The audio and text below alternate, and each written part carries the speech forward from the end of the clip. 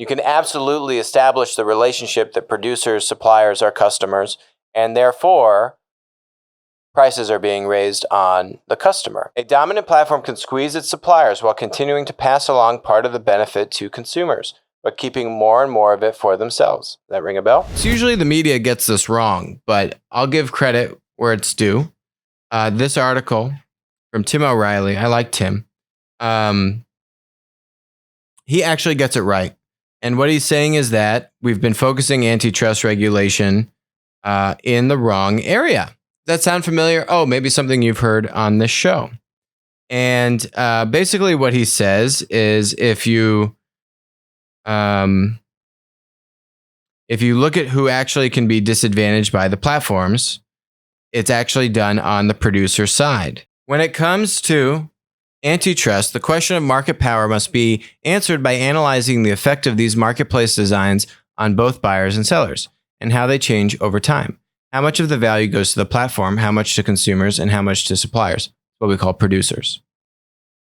The platforms have the power to take advantage of either side of their marketplace. Any abuse of market power is likely to show up first on the supply side, as we've been saying. A dominant platform can squeeze its suppliers while continuing to pass along part of the benefit to consumers, but keeping more and more of it for themselves. Does that ring a bell?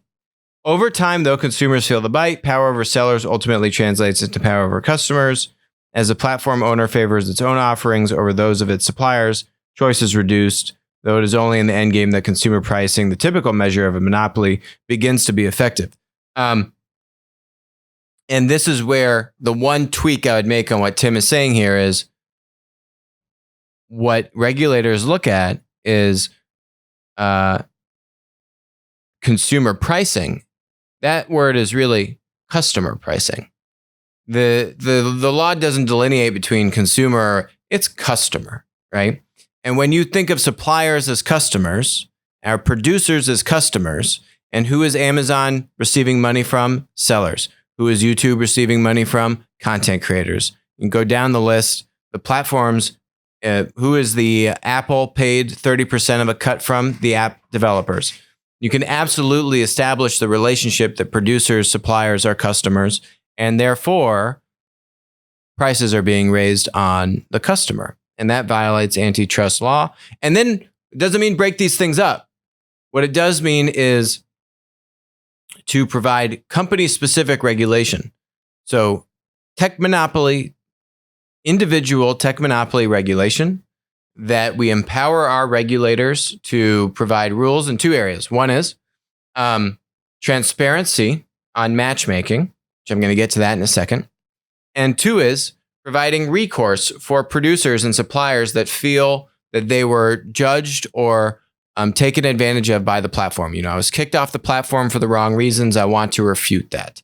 The platform is shadow banning me. I need to, provide evidence of this. It's not fair. The platform should be fined.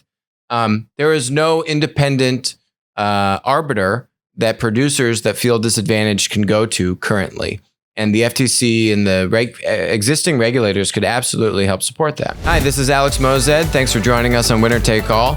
If you enjoyed the content today, which I bet you did, please comment, subscribe, and definitely message me on Twitter when we're doing live streams. Also, please note, all opinions expressed about stocks or public companies on the show are exactly that, opinions. This is not investment advice. Don't act on it. WisdomTree licensed Applico's Platform Insights data product to aid in the creation of the Plat ETF. Thanks for joining us.